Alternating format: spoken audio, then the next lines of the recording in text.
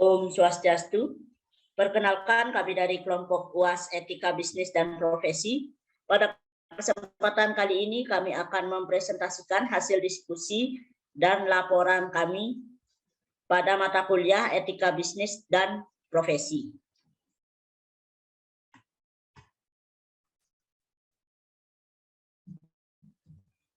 Sebelum memulai presentasi, di sini saya akan memperkenalkan anggota saya terlebih dahulu.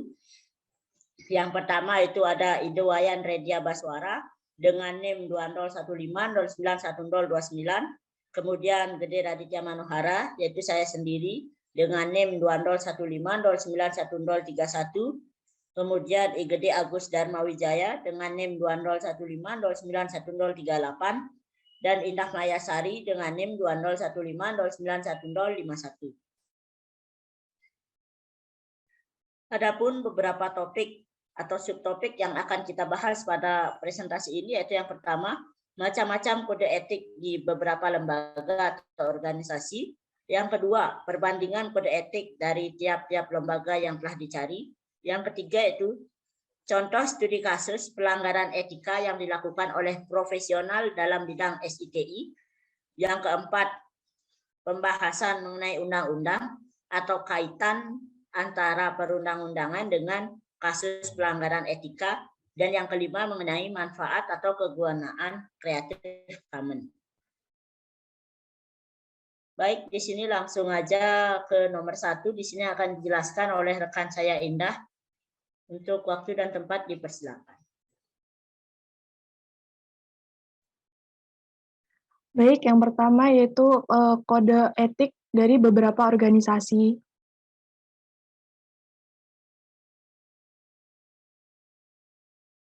Yaitu ada Data Science Association atau biasa yang disingkat dengan DSA. Di dalam DSA ini ada beberapa kode etik. Yang pertama ada aturan 1 terminologi, yang di dalamnya ada data, ilmu data, ilmuwan data, kualitas data, volume data, dan validasi data. Yang kode etik yang kedua ada aturan 2 yaitu kompetensi, yang berisi seorang ilmuwan data harus memberikan layanan profesional ilmu data yang kompeten kepada klien. Lalu aturan ketiga yaitu lingkup layanan profesional ilmuwan data antara klien dan ilmuwan data. Seorang ilmuwan data harus mematuhi keputusan klien mengenai layanan dan harus berkonsultasi dengan klien mengenai cara yang akan ditempuh. Selanjutnya, ilmuwan data tidak boleh menasihati klien untuk terlibat atau membantu klien dalam perilaku yang diketahui ilmuwan data adalah kriminal atau curang. Tetapi ilmuwan data dapat mendiskusikan konsekuensi dari setiap tindakan yang diusulkan dengan klien. Lalu aturan yang keempat yaitu komunikasi dengan klien. Di sini ada ilmuwan data harus berkonsultasi secara wajar dengan klien tentang cara untuk mencapai tujuan klien, bertindak dengan ketentuan dan ketetapan yang wajar, memberikan informasi yang wajar kepada klien tentang status layanan ilmuwan data. Lalu seorang ilmuwan juga harus menjelaskan hasil ilmu data sejauh yang diperlukan secara wajar untuk memungkinkan klien membuat keputusan yang tepat mengenai ilmu data. Aturan yang kelima yaitu informasi rahasia. Informasi rahasia ini adalah informasi yang dibuat atau dikembangkan, diterima, digunakan, atau diperoleh oleh ilmuwan data selama bekerja sebagai ilmuwan. Selanjutnya, informasi rahasia juga adalah aset berharga yang melindungi informasi ini sangat penting bagi reputasi ilmuwan data untuk integritas dan hubungan dengan klien dan memastikan kepatuhan terhadap undang-undang dan peraturan industri klien. Lalu yang terakhir, seorang ilmuwan data harus juga melindungi semua rahasia terlepas dari bentuk atau formatnya dari saat pembuatan atau penerimaan hingga pembangunan yang sah. Aturan yang keenam, yaitu kewajiban untuk calon klien. Seorang klien yang konsultasi dengan ilmuwan data tentang kemungkinan membentuk hubungan ilmuwan data klien sehubungan dengan masalah adalah calon klien. Yang kedua ada ketika tidak ada hubungan ilmuwan data klien yang terjadi, seorang ilmuwan data yang telah mempelajari informasi tidak boleh mengundangkan atau mengungkapkan informasi ini. Lalu juga tidak boleh memberikan layanan ilmuwan data profesional untuk klien dengan kepentingan secara material, yang tentu saja merugikan kepentingan calon klien dalam industri yang sama atau terkait secara substansial. Selanjutnya,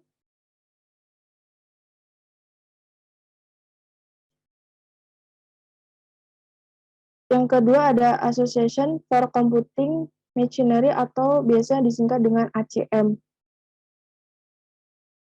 Di sini kode etik yang pertama ada berkontribusi pada masyarakat dan kesejahteraan manusia. Prinsip ini sendiri ini menyangkut kualitas hidup semua orang, menegaskan kewajiban profesional komputasi baik secara individu maupun kolektif untuk menggunakan keterampilan mereka untuk kepentingan masyarakat, anggotanya, dan lingkungan sekitar. Kewajiban ini termasuk mempromosikan hak asasi manusia.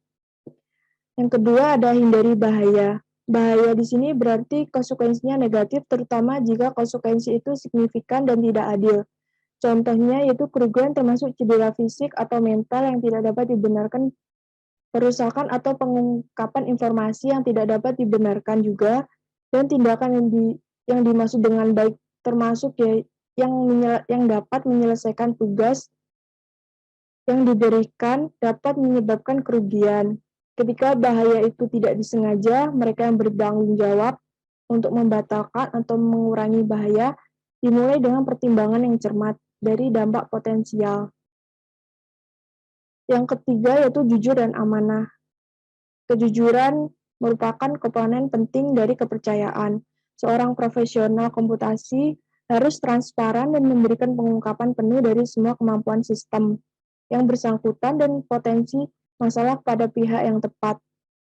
Membuat klaim palsu atau menyesatkan dengan sengaja dan berperilaku tidak jujur adalah pelanggaran pedoman. Selanjutnya,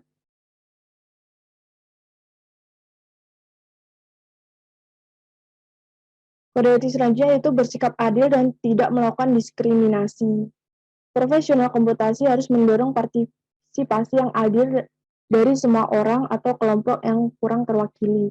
Diskriminasi tentunya merugikan berdasarkan usia, warna kulit, kecacatan, etnis, agama, dan lain sebagainya, merupakan pelanggaran eksplisit terhadap kode.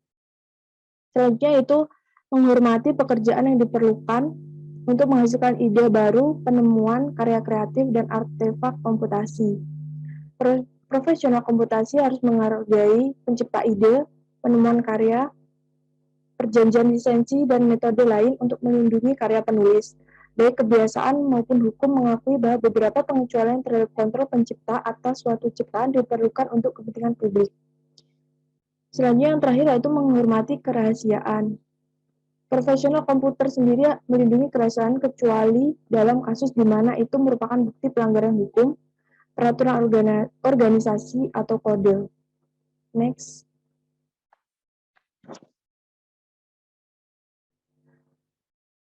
Selanjutnya itu IEEE Computer Society.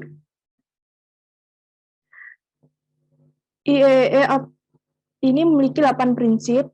Yang pertama ada umum, yaitu menerima tanggung jawab penuh atas pekerjaan mereka sendiri, memoderasi kepentingan insinyur perangkat lunak, setujui perangkat lunak hanya jika mereka memiliki keyakinan yang kuat, mengungkapkan kepada orang yang otoritasnya tepat.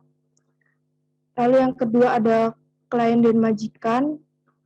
Di sini memberikan pelayanan sesuai bidang kompetensinya, tidak dengan sengaja menggunakan perangkat lunak yang diperoleh atau disimpan baik secara legal maupun tidak etis. Pastikan setiap dokumen yang mereka andalkan telah disetujui oleh seseorang yang berwenang, lalu menjaga kerahasiaan setiap informasi yang diperoleh. Lalu yang ketiga ada produk. Di sini berusaha keras untuk kualitas tinggi, biaya yang dapat diterima dan jadwal yang wajar, memastikan pengorbanan yang signifikan, jelas, dan terima oleh pemberi kerja dan klien. Dan juga pastikan tujuan dan sasaran yang tepat dapat dicapai untuk setiap proyek di mana mereka bekerja, mengidentifikasi dan menangani masalah etika, ekonomi, budaya. Lalu juga pastikan metode yang tepat digunakan untuk setiap proyek tempat mereka bekerja atau mengusulkan untuk bekerja.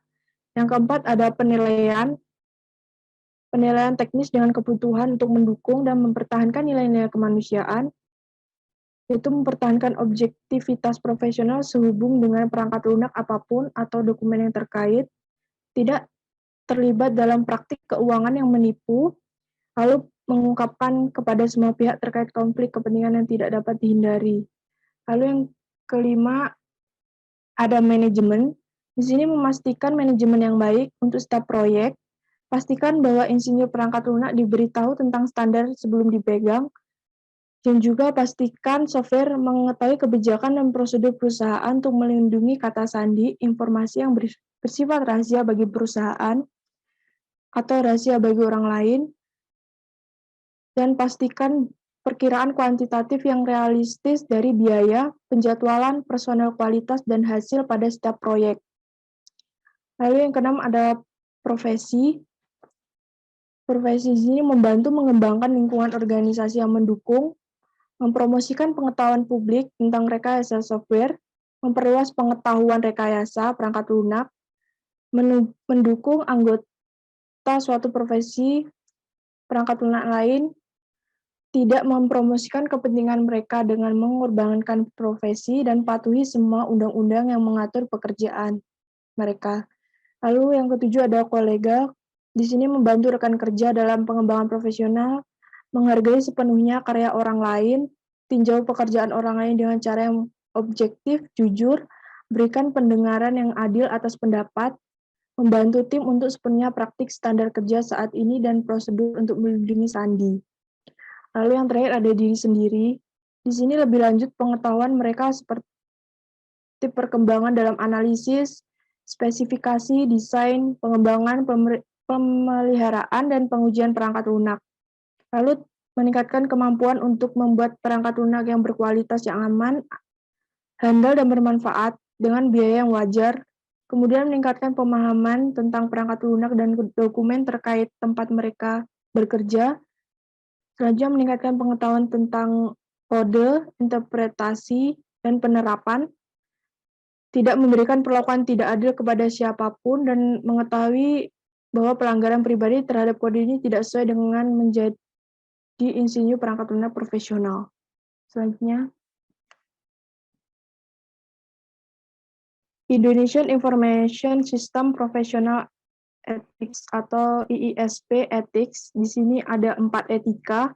Yang pertama, etika terhadap perusahaan.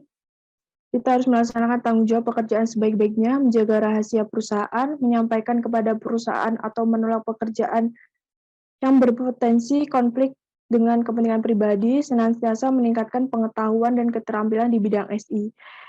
Untuk etika terhadap klien sendiri, kita harus menjaga informasi pribadi dan rahasia klien, menggunakan kompetensi yang dimiliki semaksimal mungkin, menyampaikan pendapat yang lengkap dan menyeluruh, menyampaikan kepada klien atau menolak pekerjaan berpotensi konflik dengan kepentingan pribadi. Etika yang ketiga yaitu etika terhadap kolega dan organisasi profesi, yang menghormati kolega sesama profesional SI, saling berbagi untuk peningkatan pengetahuan dan keterampilan profesional, melaporkan pelanggaran kode etik profesional SI, setia dan mendukung aktif di AISINDO, menjaga dan meningkatkan kepercayaan publik. Lalu etika yang terakhir, etika terhadap masyarakat, mematuhi dan menjunjung tinggi hukum, peraturan, adat istiadat yang berlaku, menginformasikan keahlian kepada masyarakat, serta bekerja menyampaikan opini sesuai bidang keahliannya. Next.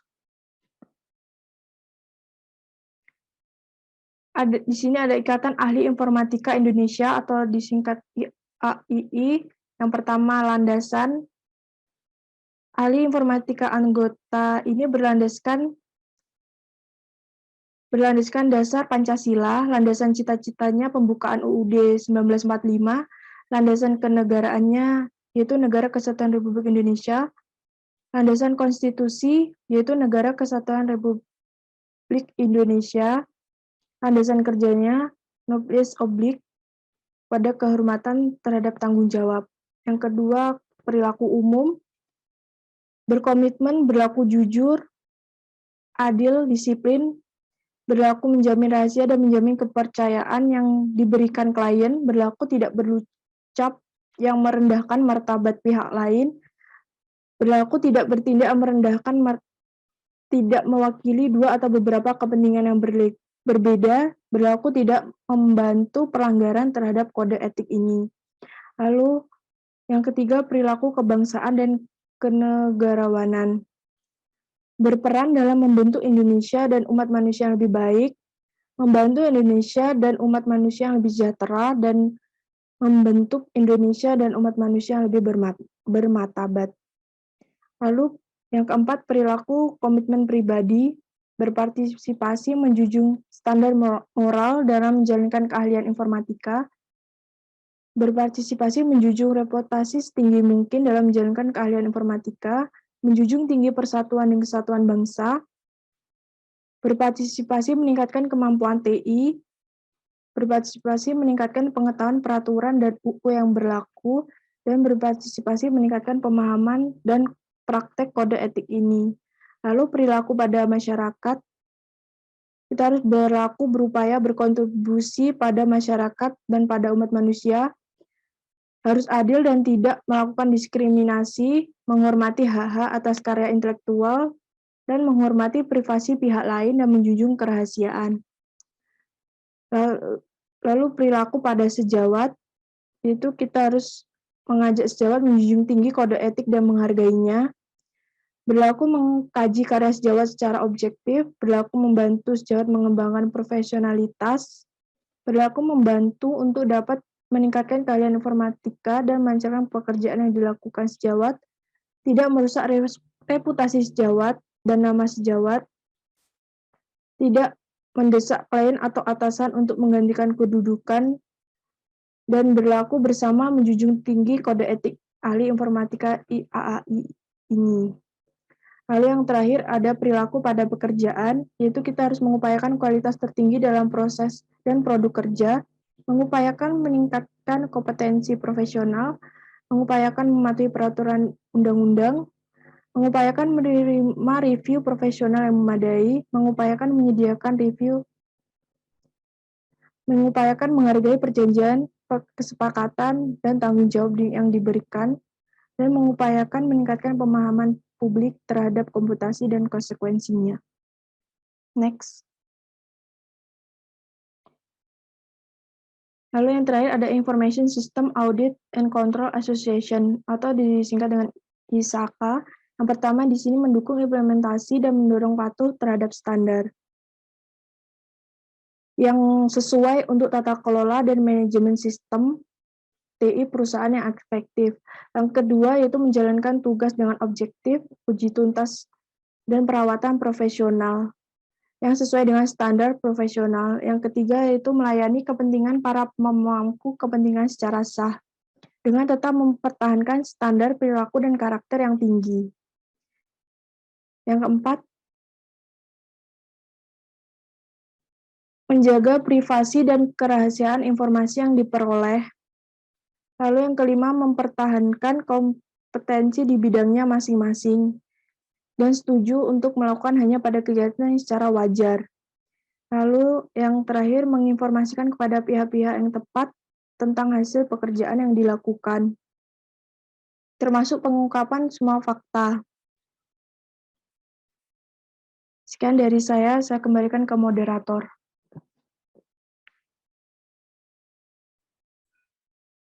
Baik, terima kasih Indah. Di sini langsung saja ke soal nomor 2. Di sini mengenai perbandingan antara ke-6 kode etik dari perusahaan tersebut akan dijelaskan oleh rekan saya Redia. Untuk tempat dan waktu dipersilakan. Terima kasih sebelumnya moderator. Di sini saya akan menjelaskan perbandingan dari ke-6 profesi yang ada. Untuk yang pertama ada DSA. Perbandingan pertama berdasarkan pengertian. DSA adalah Asosiasi Profesional Nirlaba, ilmuwan data yang melayani anggota, meningkatkan profesi ilmu data, menghilangkan bias dan meningkatkan keragaman dan memajukan ilmu data etis di dunia. Untuk yang ACM ialah badan yang menyatukan pendidikan komputasi, penelitian dan profesional untuk menginspirasi dialog, berbagi sumber daya, dan mengatasi tantangan lapangan. Untuk yang EIA Computer Science adalah sumber utama untuk informasi inspirasi, adalah kolaborasi dalam ilmu komputer dan teknik, menghubungkan anggota di seluruh dunia. Computer Society memberdayakan orang-orang yang memajukan teknologi dengan memberikan alat untuk individu semua tahap karir profesional mereka. Yang keempat yaitu ada Ikatan Ahli Informatika Indonesia atau yang disingkat dengan EIA, adalah organisasi profesi, yaitu organisasi yang menghimpun ahli-ahli di bidang informatika di seluruh Indonesia dalam satu wadah, yang dimana bertujuan untuk bersatu padu untuk meningkatkan daya saing Indonesia melalui keahlian dan profesi informatika. Dan yang terakhir ada ICASA atau yang dimana memajukan bakat, keahlian, dan pembelajaran terbaik di bidang teknologi. Kami membekali Anda dengan pengetahuan, kredensial, pendidikan, dan komunitas untuk memajukan karir dalam mengubah organisasi yang ada. Baik, selanjutnya yaitu ada berdasarkan kode etik. Untuk yang pertama DSA. Kode etik pada DSA ini, kode etik pada profesional ilmu data dibagi menjadi 7 aturan. Yang pertama ada aturan terminologi yang dimana hubungan dengan klien. Yang kedua ada aturan kompetensi. Yang ketiga ada aturan ruang lingkup layanan profesional ilmu data. Dan yang keempat ada komunikasi dengan klien. Untuk aturan yang kelima ada informasi rahasia. Aturan keenam ada konflik kepentingan. Aturan ketujuh ada tugas kepada calon klien dan lainnya. Untuk yang IAA yang pertama ada sesuai dengan komitmen yang ada pada IAA, terdapat kesehatan, keselamatan, dan kesejahteraan masyarakat. Insinyur perangkat lunak harus mematuhi 8 prinsip, yang mana yang pertama yaitu ada publik. Insinyur perangkat lunak harus bertindak secara konsisten dengan kepentingan publik. Yang kedua ada klien dan pemberian kerja, yaitu adalah bertindak untuk kepentingan terbaik klien dan pemberi kerja, mereka yang konsisten dengan kepentingan publik. Yang ketiga ada produk, di mana memastikan bahwa produk mereka dan modifikasi terkait memenuhi standar profesional setinggi mungkin. Selanjutnya adalah penilaian, di mana insinyur perangkat lunak harus menjaga integritas dan independensi dalam penilaian profesional mereka. Selanjutnya ada manajemen atau manajer dan pemimpin rekayasa perangkat lunak harus berlanggan dan mempromosikan pendekatan secara etis. Selanjutnya adalah profesi, di mana insinyur perangkat lunak harus memajukan integritas dan reputasi profesi yang konsisten dengan kepentingan publik. Selanjutnya ada kolega, di mana kolega ini yaitu ada insinyur perangkat lunak harus adil dan mendukung kolega mereka. Yang terakhir adalah chef, di mana insinyur perangkat lunak harus berpartisipasi dalam pembelajaran seumur hidup mengenai praktik profesi dan mempromosikan pendekatan etis terhadap praktis dalam profesi. Yang ketiga yaitu adalah ACM. Untuk kode etiknya, yang pertama ada kode etik satu prinsip etika umum, yang dimana seorang profesional komputasi harus berkontribusi dalam masyarakat, kesejahteraan manusia, mengakui bahwa semua orang adalah pemangku kepentingan dalam komputasi. Yang kedua, menghindari bahaya. Yang ketiga, jujur dan dapat dipercaya. Selanjutnya, bersikap adil dan mengambil tindakan untuk tidak membeda-bedakan, menghormati karya yang diperlukan untuk menghasilkan ide penemuan, karya kreatif, dan artefak komputasi baru. Selanjutnya ada menghormati privasi dan kerahasiaan, kehormatan, dan yang lainnya. Selanjutnya yaitu ada EIA atau Ikatan Komputer Indonesia, di mana kode etik IAA ini landasan yang pertama, yang kedua ada perilaku kebangsaan dan kewarganegaraan, yang ketiga perilaku umum, yang keempat perilaku komitmen pribadi, selanjutnya ada perilaku pada masyarakat, perilaku pada pekerjaan, dan yang terakhir ada perilaku pada sejawat. Untuk yang terakhir yaitu ada ICASA, di mana ICASA ini mempunyai kode etik. Yang pertama ada ICASA menetapkan kode etik profesi untuk memandu perilaku profesional dan pribadi anggota asosiasi atau pemegang sertifikatnya. Untuk yang pertama, mendukung pelaksanaan dan mendorong kepatuhan terhadap standar dan prosedur yang tepat untuk tata kelola dan manajemen sistem. Yang kedua adalah melakukan tugas mereka dengan objektivitas. Yang ketiga, melayani kepentingan pemangku sesuai dengan kepentingan yang secara sah. Yang selanjutnya ada mempertahankan kompetensi di bidang masing-masing.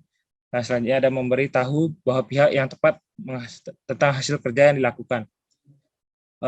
Baik, untuk kesimpulannya, pada setiap kode etik yang ada pada profesi tersebut, bahwa setiap kode etiknya memiliki tujuan dan visi masing-masing, yang dimana pada setiap kode etik tersebut memiliki tujuan yang sama, yaitu untuk mempermudah dan meningkatkan kinerja yang ada pada setiap profesi pada kode etik tersebut.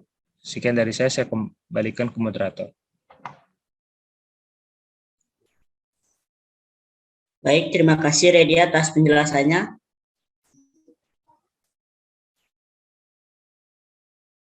Nah, jadi di sini kita akan membahas mengenai contoh-contoh studi kasus pelanggaran kode etik. Jadi di sini studi kasus yang pertama itu ialah kasus nasabah Bank Mandiri yang mengalami masalah. Di sini kemudian mereka diarahkan untuk masuk ke sebuah link yang berisikan alamat resmi milik Bank Mandiri. Tetapi pada saat link tersebut diklik, bukan masuk ke alamat resmi Bank Mandiri, melainkan pengguna dibelokkan ke alamat palsu milik user. Akibatnya, banyak pengguna internet banking ini yang memasukkan username, password, dan nomor PIN mereka ke dalam situs yang bukan seharusnya. Setelah itu yang terjadi adalah pemilik situs palsu ini dengan leluasa menggunakan data-data dari nasabah Bank Mandiri ini untuk mengirimkan uang nasabah ke rekening milik mereka. Adapun apabila dikaitkan dengan undang-undang yang berlaku, di sini pada contoh kasus ini melakukan pelanggaran Undang-Undang Nomor 11 Tahun 2008, yang dimana menjelaskan mengenai penggunaan keahlian akun media sosial orang lain, menghack website seseorang, instansi atau perusahaan, dan kemudian mengambil data-data serta merusak sistem orang lain. Hal ini juga dikenakan pasal dalam Undang-Undang ITE Nomor 11 Tahun 2008, yaitu tepatnya pada pasal 30 ayat 1. Di sini yang berbunyi, setiap orang yang memenuhi unsur sebagaimana dimaksud dalam pasal 30 ayat 1 dipidana dengan pidana penjara paling lama 6 tahun atau denda paling banyak 600 juta rupiah. Pada contoh studi kasus yang kedua di sini pelanggaran kode etik, yaitu pada tanggal 13 Juni 2008, PT Idea Field Indonesia mendapatkan laporan dari http://www.elens.com bahwa katalog PT Idea yang berisi karya-karya desain grafis digunakan tanpa izin oleh pihak Medians dalam website elens.com. Selain itu juga lambang The Idea File diubah menjadi lambang Medians, sehingga katalog tersebut berhasil menarik para pembeli jasa pembuat karya desain grafis untuk membeli karya dan jasa Medians. Bahkan Medians di sini berhasil menjual salah satu karya desain grafis dalam katalog tersebut. Perlu diketahui, PT Idea Field Indonesia ini merupakan sebuah PT yang bergerak di bidang industri seni grafis. Nah, apabila dikaitkan dengan undang-undang, di sini Media Dance ini melanggar Undang-Undang Nomor 28 Tahun 2014, yaitu pada pasal 9 ayat 1, huruf A, B, D, E, dan F. Jadi untuk pasal lengkapnya sendiri itu sudah kami cantumkan di daftar pustaka. Nah, jadi di sini merupakan bunyi dari pasal 9 ayat 1, yaitu pencipta atau pemegang hak sebagaimana dimaksud dalam pasal 8 ini memiliki hak ekonomi untuk melakukan penerbitan ciptaan, penggandaan ciptaan dalam segala bentuk, penerjemahan ciptaan, pengaplikasian dan pentransformasian ciptaan, sampai dengan penyewaan ciptaan. Nah, jadi pada kasus ini, Media Dance ini melanggar beberapa pasal, yaitu yang pertama ini ada penerbitan ciptaan, penggandaan, pentransformasian ciptaan, pendistribusian, dan pertunjukan ciptaan. Oleh karena itu, PT Medians ini pun dapat dikenakan dua pasal, Yaitu yang pertama pasal 113 ayat 2 di sini berbunyi, setiap orang yang dengan tanpa hak dan atau tanpa izin pencipta atau pemegang hak cipta melakukan pelanggaran hak ekonomi pencipta sebagaimana dimaksud dalam pasal 9 ayat 1 huruf C, D, F, dan atau huruf H untuk penggunaan secara komersial dipidana dengan pidana paling lama 3 tahun dan atau pidana denda paling banyak 500 juta rupiah. Kemudian pasal yang kedua yang dapat dikenakan adalah pasal 113 ayat 3 yang berbunyi setiap orang yang dengan tanpa hak atau tanpa izin pencipta atau pemegang hak cipta melakukan pelanggaran hak ekonomi pencipta sebagaimana dimaksud dalam pasal 9 ayat 1 huruf A, huruf B, huruf E, dan atau huruf G untuk penggunaan secara komersial dipidana dengan pidana penjara paling lama 4 tahun dan atau denda paling banyak 1 miliar rupiah. Baik, untuk studi kasus yang ketiga dan keempat, di sini akan dijelaskan oleh rekan saya Agus. Untuk waktu dan tempat dipersilakan. Baik, di sini saya akan menjelaskan studi kasus 3 yang dimana yaitu pembobolan situs KPU pada hari Sabtu tanggal 17 April 2004, Denny Firmansyah, 25 tahun. Konsultan Teknologi Informasi atau bisa disebut dengan TI, PT Dana Reksa di Jakarta berhasil membobol situs milik Komisi Pemilihan Umum atau bisa disebut dengan KPU. Di kpu.go.id menggunakan metode SQL injection dan mengubah nama-nama partai di dalamnya menjadi nama-nama yang unik.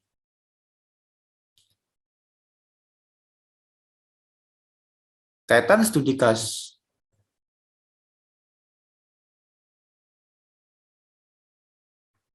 Kaitan studi kasus 3 dengan undang-undang yang dimana yaitu pasal 30 ayat 1 dan ayat 3 Undang-Undang Nomor 11 2008 tentang Informasi dan Transaksi Elektronik atau bisa disebut dengan ITE menyatakan bahwa yang pertama setiap orang dengan sengaja dan tanpa hak atau melawan hukum mengakses komputer dan sistem elektronik milik orang lain dengan cara apapun. Kemudian, setiap orang dengan sengaja dan tanpa hak atau melawan hukum mengakses komputer, sistem elektronik dengan cara apapun dengan melanggar, menerobos, melampaui, atau menjebol sistem pengamanan.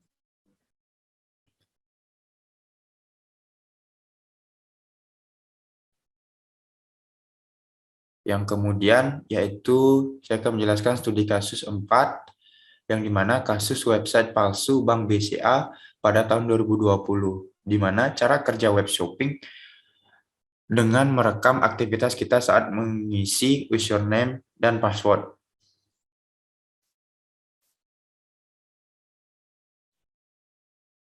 Spoofing melanggar Undang-Undang Nomor 19 Tahun 2006 tentang perubahan atas Undang-Undang Nomor 11 Tahun 2008 tentang Informasi dan Transaksi Elektronik karena telah melakukan tindakan kebohongan.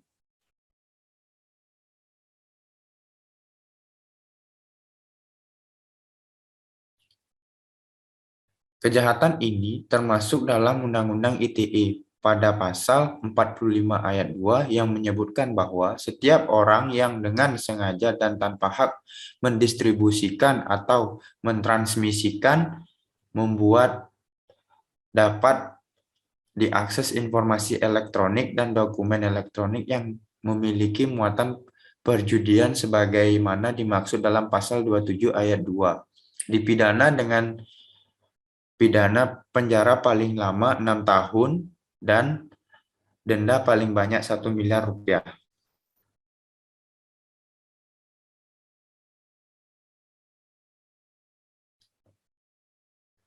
Baik, di sini saya menjelaskan kegunaan Creative Commons pada dunia digital. Lisensi Creative Commons menyediakan cara standar bagi kreator konten guna memberikan izin kepada orang lain untuk menggunakan karyanya. YouTube mengizinkan kreator untuk menandai videonya dengan lisensi Creative Commons atau bisa disebut dengan CC BY. Jika Anda menandai video dengan lisensi CC BY, artinya Anda yang memegang hak cipta.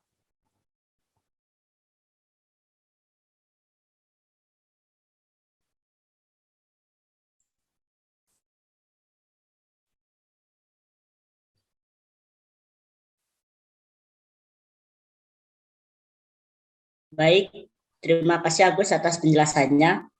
Di sini sekian dari presentasi yang kami bawakan. Apabila ada salah kata, di sini kami mohon maaf dan kami tutup dengan Parame Santi. Om Santi Santi Santi Om.